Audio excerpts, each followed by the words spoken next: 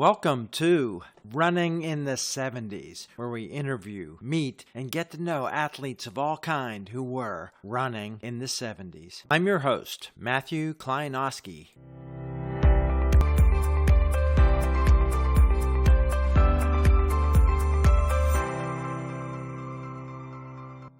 Today on the podcast, where are we? Where are you sitting?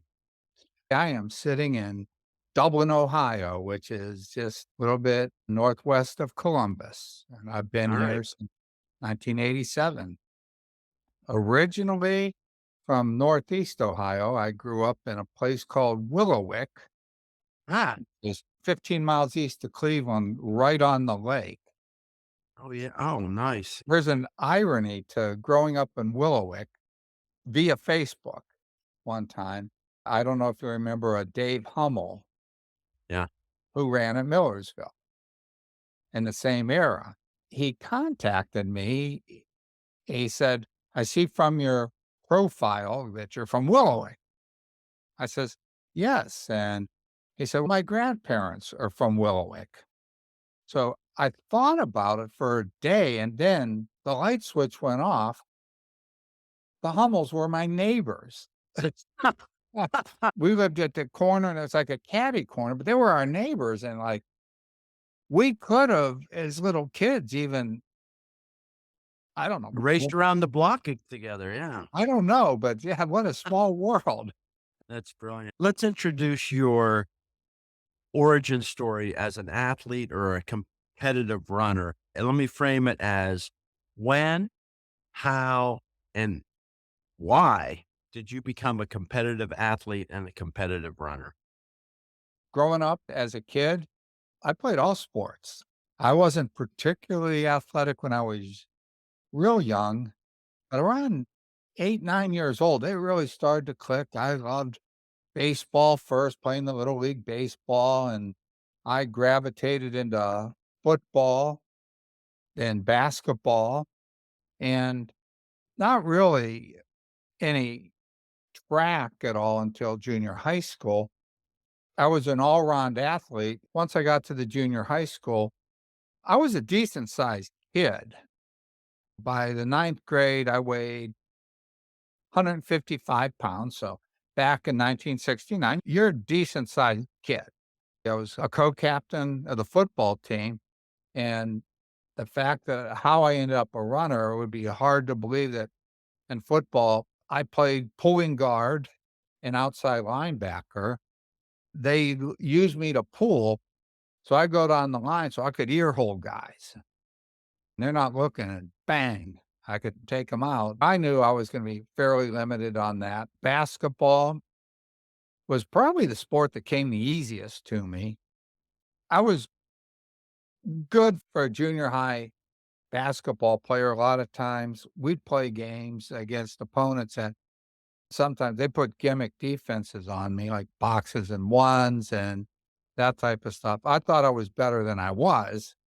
The epiphany, the aha moment, I went to a basketball camp at Ashland College. There was this kid there, same grade, and he just absolutely owned me, tore me up. And you may have heard of him.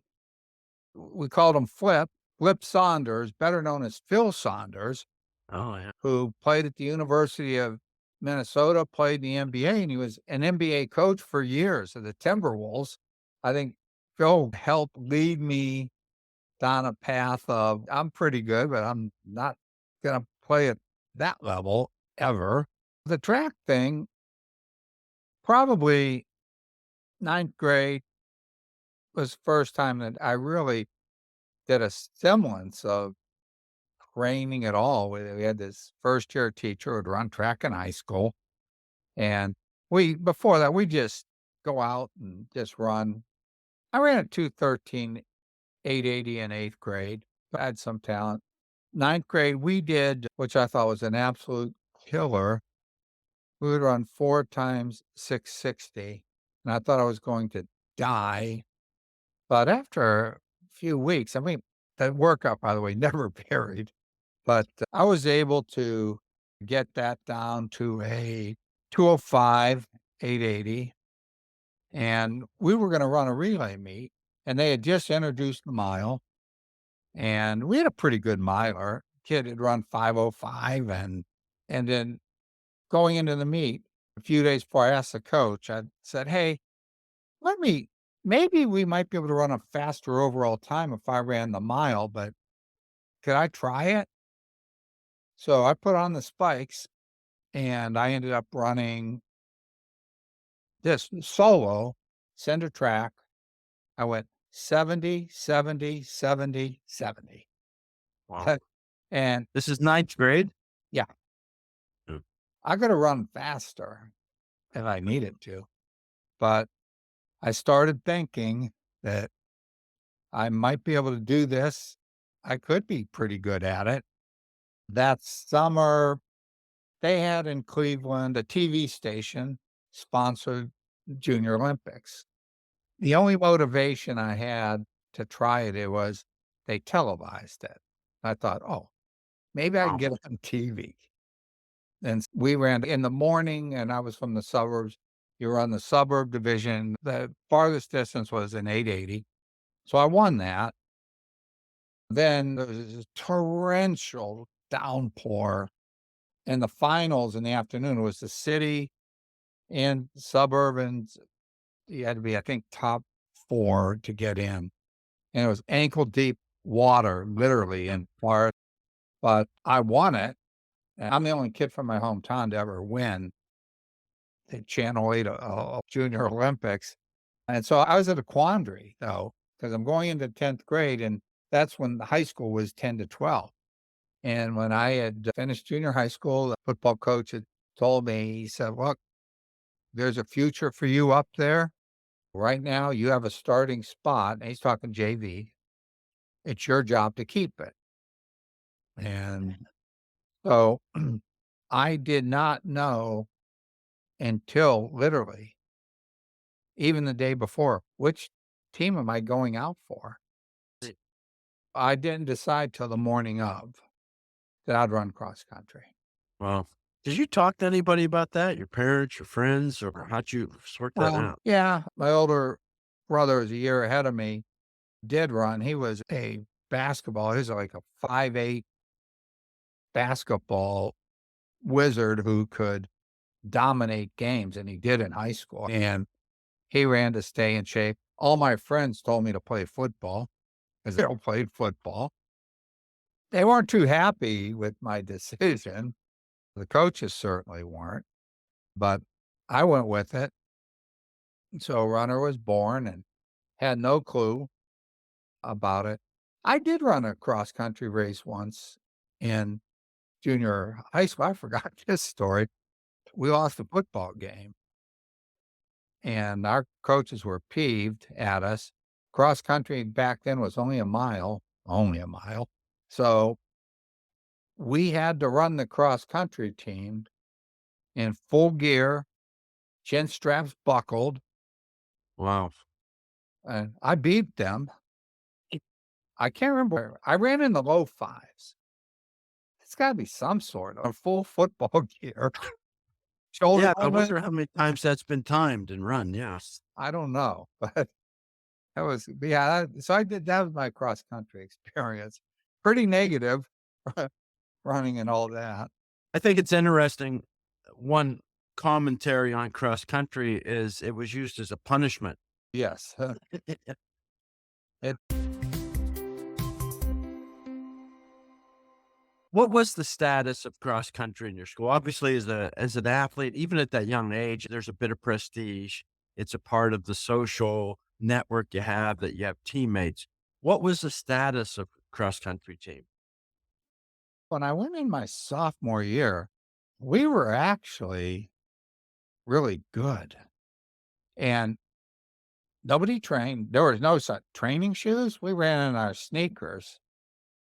So whatever you in fact, I do remember this. By the end of the season, I had a hole in the bottom of my sneakers, and that didn't stop me. I wasn't gonna buy a new pair of sneakers.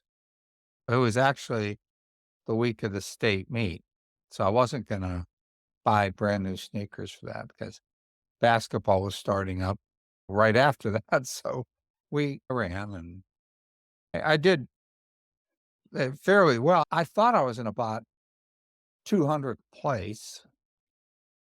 I was 23rd. I knew I was going to be stay with this, but I played basketball. Still, I really liked it a lot. My track season that year was a real disappointment from what I wanted to do. Our family went to Florida on spring break, and I had this genius idea to run in the sand, and I tore my calves up pretty good.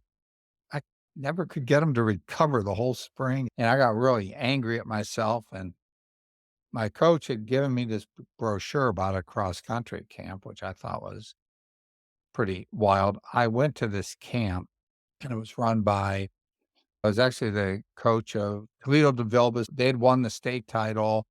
Their runners went 1-2 in Ohio. And I thought, maybe I can learn something. So I show up at camp with my sneakers. No idea. They sent this training program, which I totally ignored. I went out a couple of times, and I got my eyes open, but I survived that week. Is actually around after 2 days, you could actually buy the Antasukas trainers for $12.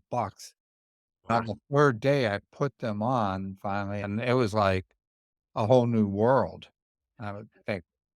But that week was life-changing, came back, and I knew I didn't think I really wanted to play basketball anymore either, and really, now I was a runner, and it's ironic too, my high school principal, coach, our administrations, all of them, they went to West Liberty, which is West Virginia. My cross country coach was a basketball player who was actually all-state in West Virginia the year with Jerry West, and great man. Didn't really understand running much, but I still learned a heck of a lot from him. Not so much about running, about life, and I wouldn't trade the experience for anything.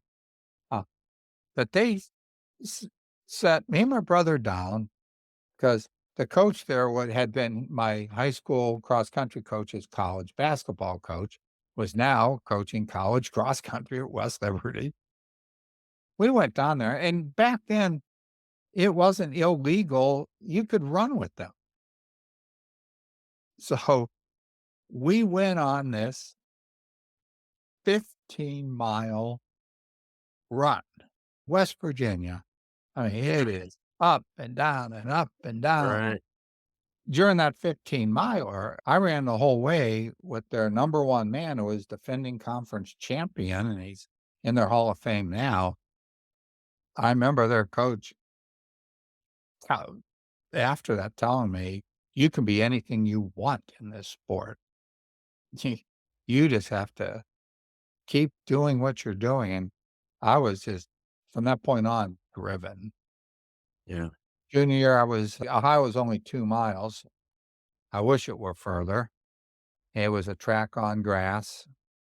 I was 9th, and had the race even been 100 yards further, I'd have probably been 3rd because I was just closing hard, but I still played basketball that winter. I don't know why. I was totally checked out as a waste of time. It just was. And I would run when I could, but that spring of junior year is, man, it's when it all clicked. And Right. it's a defining moment, I think, that year. The meet, it's called the Bel Air Relays. In Bel Air, there's 2 big meets before the state meet, Mansfield and Bel Air. Some say it's bigger than the state meet because you bring kids in multi-states, and the 2 mile was absolutely stacked. I was nervous, scared, what have you. That race went out, it was just hopping, and I'm just hanging on for dear life.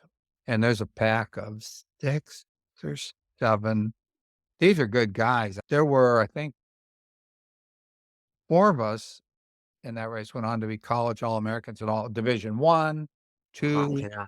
It was a stacked race. Last lap, I just went for broke, and I moved where I would normally move, and I took the lead, and I'm going hard. One error, I was used to running the start and finish used to be in the middle of the track, if you remember that. Right. Yeah. This was an international start. I went 50 Oh, yards early,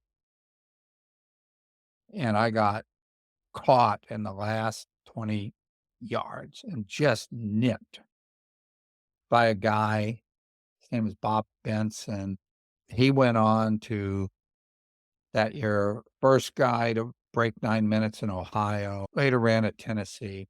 Just missed. I knew I was right then, I was like, I wanted the rematch. I was like, yeah. mad at myself. And, but again, and here's where the story changes. Here I am on top of the world, end of April, thinking I could run faster than this. And I'm now thinking winning state is a real possibility. And the next day, I had a scratchy throat. Monday, I went into school. I fell asleep in my class. Anyway, Wow. this is 1972. They're waking me up, and I went home. As it turned out, I had mononucleosis. Right. I was absolutely trashed. 2 weeks later, I tried to run, which was the stupidest thing I ever did. I ran 10:05. I'm like, and somehow I got in the regions and ran 10:05 again, shut it down, started training eventually, feeling good, and then I got hit on a relapse, and it was severe. My throat swelled up, they put tube down it for breathing, it was bad, and Wow. so basically the whole summer was on my back, and I didn't run that fall. I Wow. started to slowly come back in, and I saw myself as a state contender, and I'm not gonna race unless there's anything less.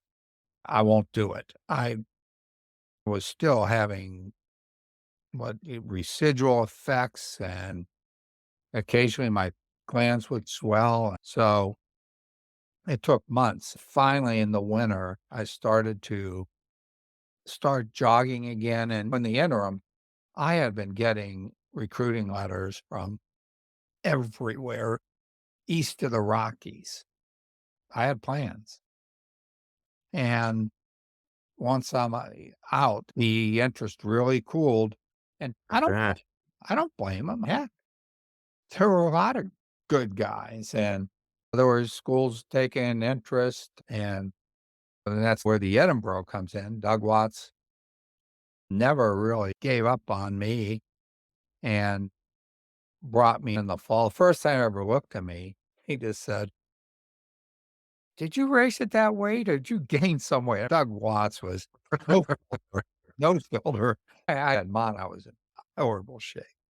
But that winter, I was up to maybe 5 miles a day, and I went to an indoor meet.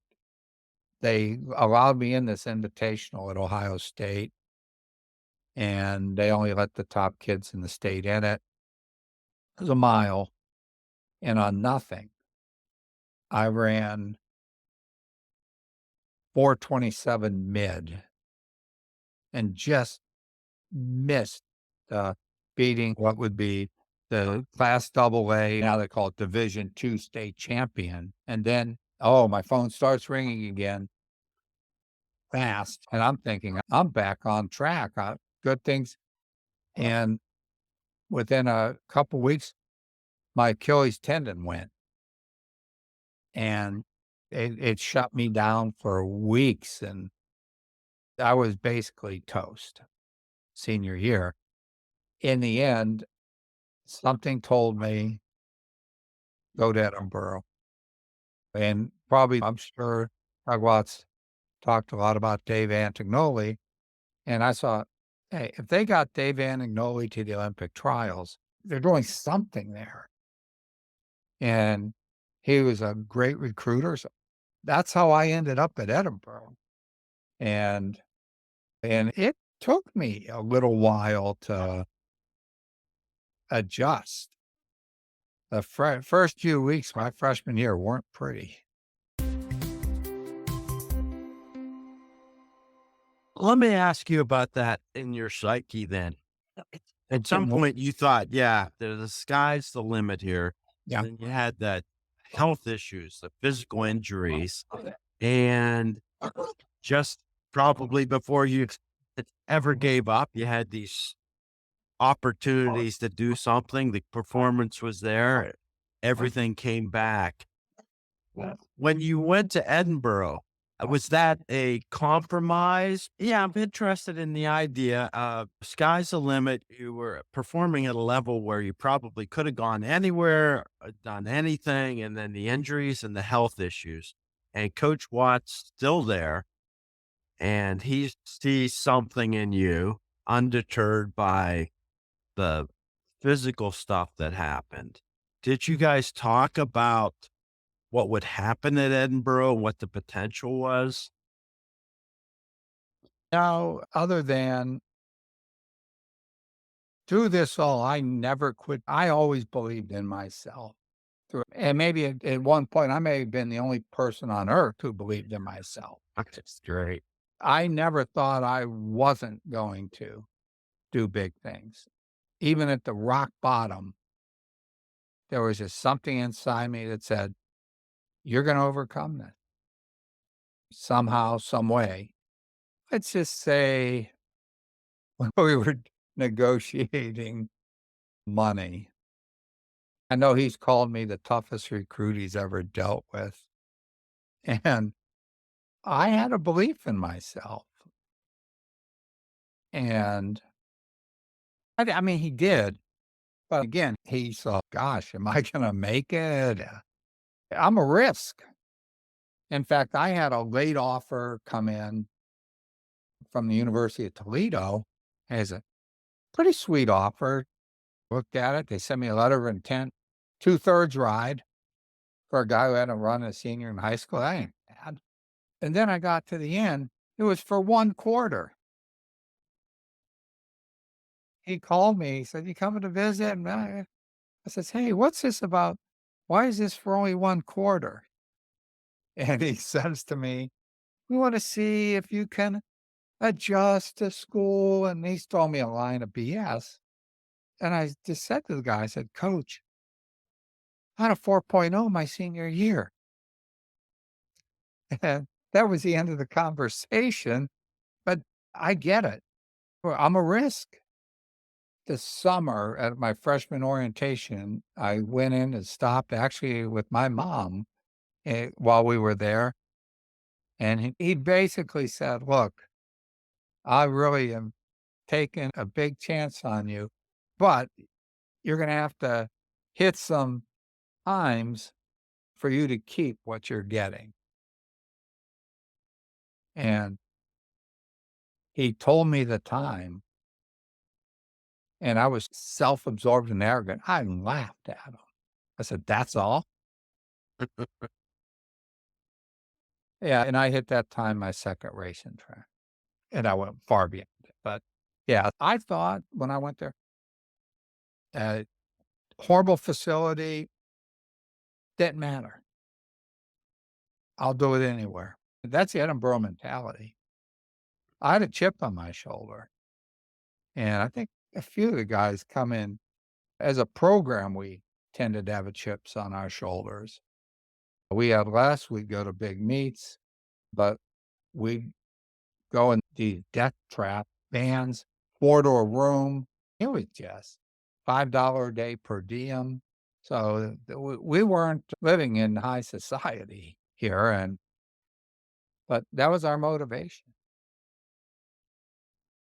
What did you have for equipment by the time you finished high school? You started running in sneakers. What had happened in high school and how'd that change when you got to Edinburgh? I obviously knew to wear training shoes, wore Adidas intervals to race in, track cross country. It probably wasn't the best track bike, but I ran all right in it. Edinboro, we got some equipment. We got obviously shoes and not much apparel. We were not known for our apparel. Yeah, the nickname of Rags Oh, came the from rag. kind of a Oh, yeah. We wore that with a badge of honor. Mismatched sweats, that became as the better we got, the more we just wanted it.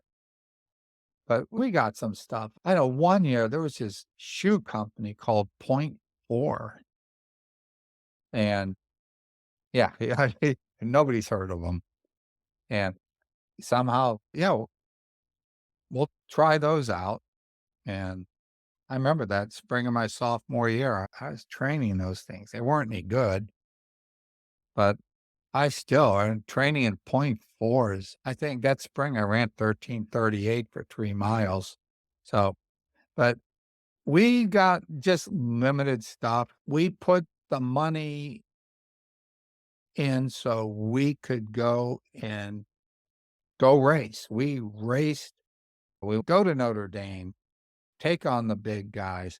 2 trips up to Canada to run Springbank International on the roads, Penn relays, and the list goes on. Dogwood relays at Tennessee. But yeah, Let's talk about your adjustment in academics is no problem. I assume that right. folded in okay at Edinburgh. What was it like adjusting to the Edinburgh team of the '70s there? You had, like you said, maybe some other people had chips on their shoulders. They weren't necessarily the state champions coming in. They were somebody who had potential and talent. How did that merge? Frankly, your teammates have mentioned and your coach that you were a stabilizing force. Does that resonate with you? Yes, and looking back, the team that Coach Watts put together, we couldn't have been more different as individuals. I mean, from different walks of life, interests, and had we not run, we'd have never hung out with each other. We wouldn't have. And here we are, lifelong friends. But it coming in, there were one thing, not everybody could run there. You have to have one, you better have a thick skin, 'cause Doug Watts tells you like it is, and he doesn't care who you are. If you need dressing down, he's gonna dress you down. In fact, one time I went back to a camp, one of their camps just to train with them. I think I was 28 years old, and he was dressing me down in the parking lot after I'm 28 years old, and he's telling me, "You better start training. You're not running like an Edinboro runner. You've gotten soft. I can't believe you even how you even deserve to wear that uniform." And I mean, I took it to heart because I left there and I went out and set PRs from everything up through the half marathon that fall. And my training partners, they wanted nothing to do with me in training because I went back. I was doing the Edinboro training. Yes. I mean, it's hard. Yeah. That adjustment to Edinburgh, you were happy with longer races as the distances moved up. That was good for your style. Yes, I had no idea what I would be, but Doug Watts is an out of the box thinker, always has been, still is. And the freshman year was pretty much you just run cross country and you run track. And but sophomore year, I remember we went a week at our camp. Then we go to Charleston as part of the training, but we run that 15 miler. Right. It's hot and you cross the Kanawha River and then you start that 3-mile climb and that steep 1 mile down grade. He started to put that into our training regimens a lot more in the other schools. And then junior and senior year, we still did Charleston, and we always went in there dead. We didn't go to race. One year I was 12th. I don't know how, because I couldn't even feel my legs. But we went up to Springbank, and that was it's called the unofficial road racing championship in North America. And they have different distances. They call it a 4.5 mile. I don't know if it is. What they call a 12 mile. It's 4 loops around this beautiful park. I figured it out. It was 11 miles, 888 yards. In that race, this was, what year was it? 1975. Yeah, 75. Frank Shorter, Jerome Drayton, Bill Rogers, and the list went on. And I know that day, Drayton took Shorter down in front of the home, and there were a few thousand people there going from one side of the park to the other. The atmosphere was electric. But in that 11 and a half, he wasn't afraid to put a few of us who he thought were ready in that race. I finished in the top 10 in that race, and that was, in a sense, a breakthrough, and I was shocked on the last lap. I went by Neil Krusak, who had won Boston NCAA champ, went by John Anderson, Olympian. I'm wondering, what the hell am I doing here? But it gave me confidence, but I knew that somewhere down the road, I could race beyond the college distances, but I wasn't in a hurry to get there by any Well, means.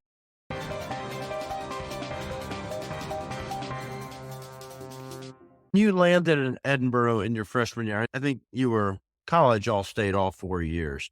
Where were Yes. you on the team? Was Dave Um, Antagnoli gone when you yeah, arrived? yeah. Dave was in graduate school, and I thought, "Gosh, I'm gonna get to run with Dave Antignoli," and he never ran with us once. And I learned from Dave perspective that there are more important things in life, and Dave was dialed in on his graduate work, and we'd see him around, and great guy. Again, my first month was such a struggle. In the first month, with the hard training, my glands swelled up just like the motto, so I had to sit down. My Achilles went up like a balloon. I'm thinking, am I gonna make it? I think the first few races, I was 7th guy, barely. And I don't know, one race was actually at IUP, and I don't remember much about the course. It was for that, it was flat, and you finished, I think, on some sort of track. Was it a racetrack? Yeah, it was a horse race track. It was called Mack Park, and we had a half-mile horse track that you finished on, yeah. Okay. That day, I was a number 2, and I started to run from there on. I was 2-3 the rest of the way that fall, and then the spring is when I started to break through more. I just remember it was at OU. It was a cold, windy day on the track, 6 mile. First time I broke 30 minutes. I was like 29, 37, 38. But I had a good spring. I think I was 7th in the NAIA 6, ran 29:22 maybe. But at that point, I was now, you finish strong and now have a good summer of training. So when I came back in my sophomore year, everything was passed. Now I'm ready. And that's when I took off Yeah. and at the conference and national level. You had 2 years in a row then. Sophomore, junior, you won the state college conference. What do Yes. you remember about that? Those Um, races, either psychologically or actual race?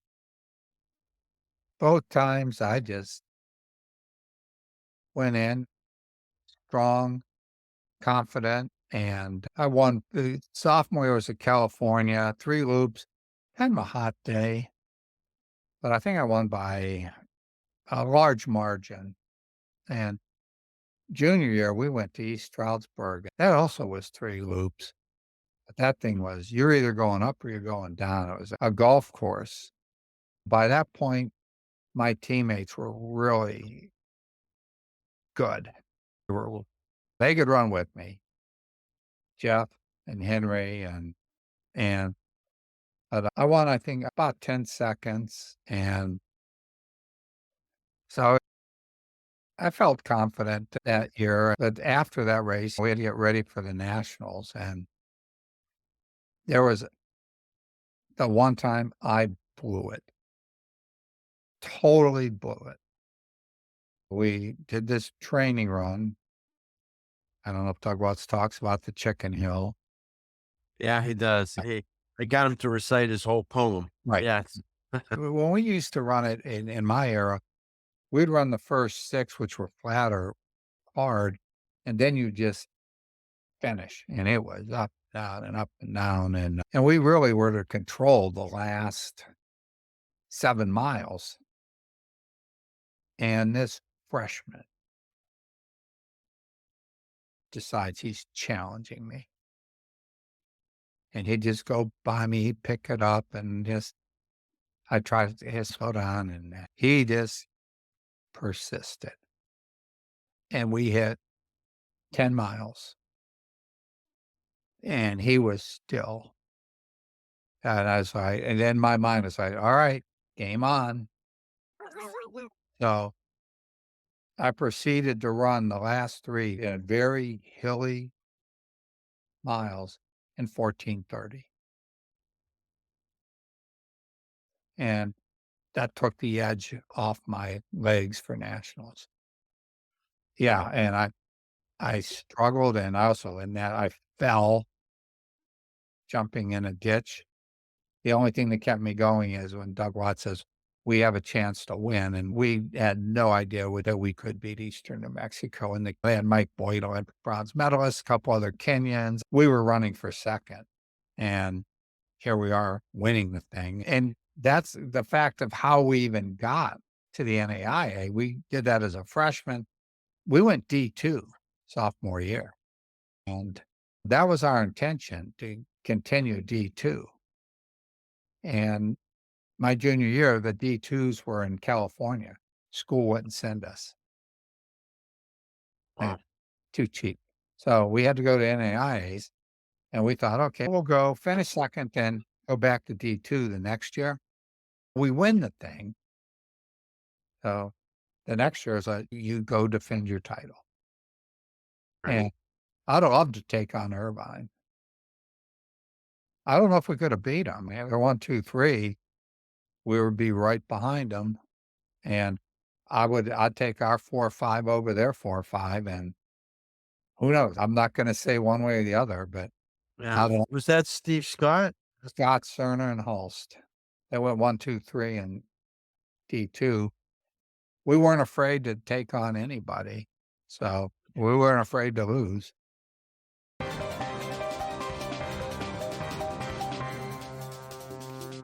How variable were the finishing order? At that point, you were a consistent first Oh, across. and by by that time Among Edinboro, yeah. okay. My junior year in track, I had an injury that took me out basically for the season, and so I had to come back, and at that point, Jeff and Henry, they were good, and they weren't the only guys that were good on that team. We had a kid come in who had been PA state champ and 907 high school 2 miler. Yeah, he could barely make the top 7. And Mark Muggleton, who was 2 years behind us, Muggs, you could see it that he was gonna be good. I saw it. I saw that he was gonna be better than us all, but he wasn't there yet, and he didn't have that background yet. We had Dalvin Baylor, who was an All-American. Dennis Packard, when he ran, was just glides. He was smooth, outstanding runner. We were just loaded. And how good were we? Our first race of the year was some duel with Slippery Rock. And after Charleston, my legs were dead. I was our number 6 first race. In that year, early on, I'd say Jeff and Henry were running 1, 2. I was generally 3. We went up to Canada, to Springbank, and I loved the big stage. The bigger the stage for me, I was our number 1 up in Canada. I was 11 and a half, but it gave me confidence, but we went back and here I am running about 3, and probably a blessing. I got sick, set me back a little, but then the last month, it started to come.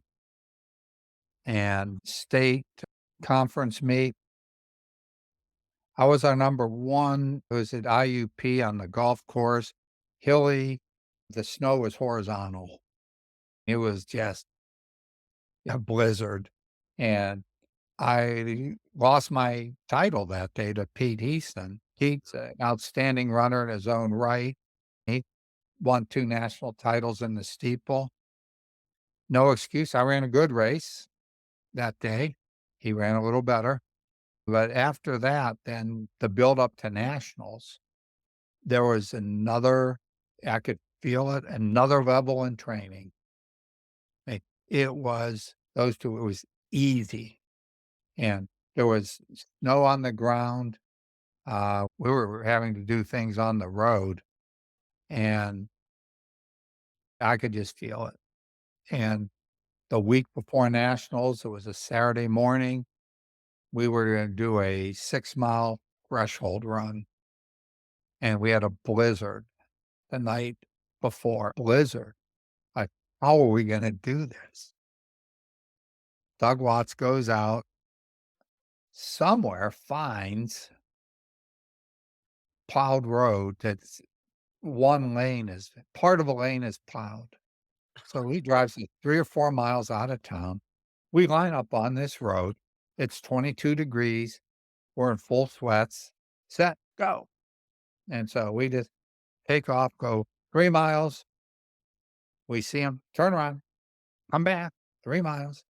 And it was a threshold. And I was 22 degrees, full sweats. I ran 29:30 controlled.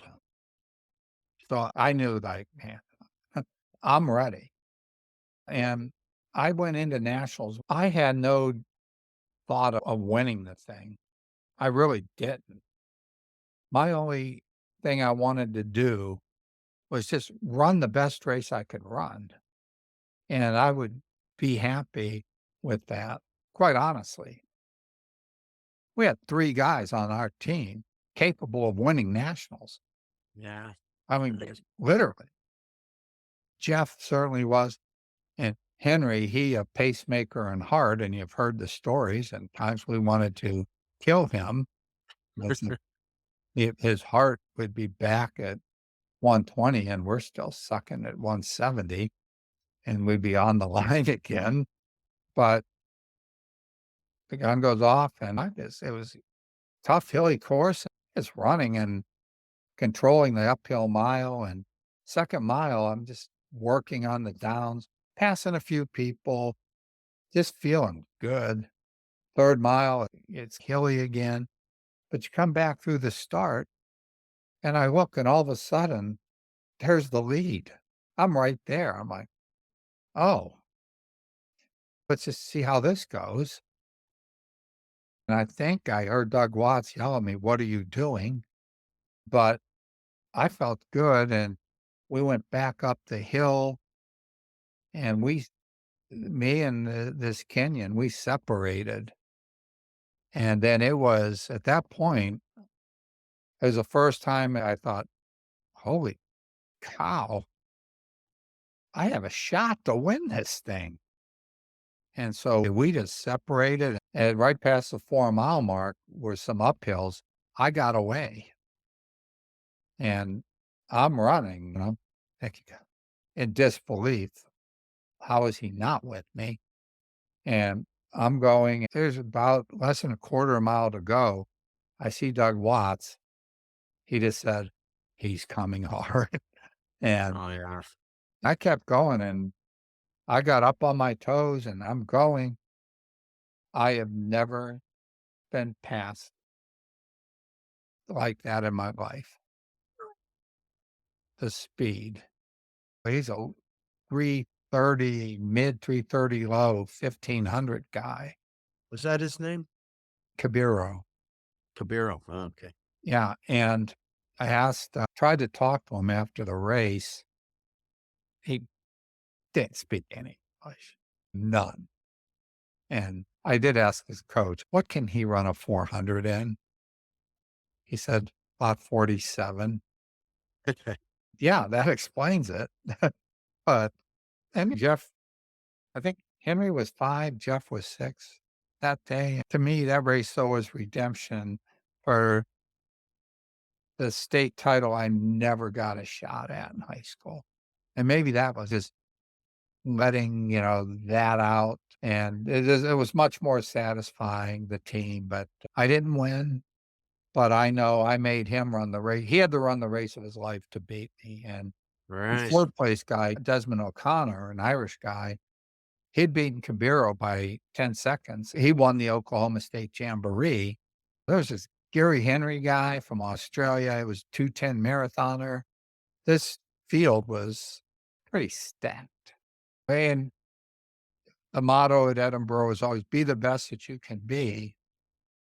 At least for one day I was. But And it was a good way to end it. That's for sure. yeah, yeah.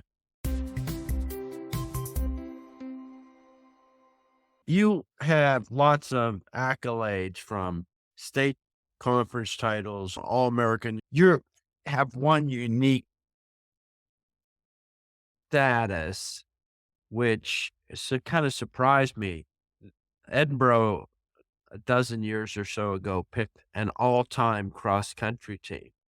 And you are the only member from that Edinburgh '70s team to make it because of the success that Edinburgh had with individuals after that.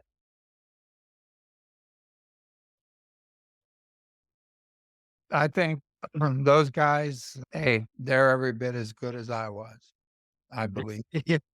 Yeah, there wasn't much separating you. Another interesting thing, talked early on about that you were driven, and you mentioned that you like the big stage. I know Yes. other people when we've talked and your teammates say, you were the guy who showed up on those days and got the best out of yourself. What was that psychology? Why was the big stage and the big thing the same way that you competed in practice on Chicken Hill with a freshman? You put everything into it, but the big stage was something where you managed to excel. Do you have Um, any insight into that? it's all mental preparation. There's a term PMI, positive mental imagery.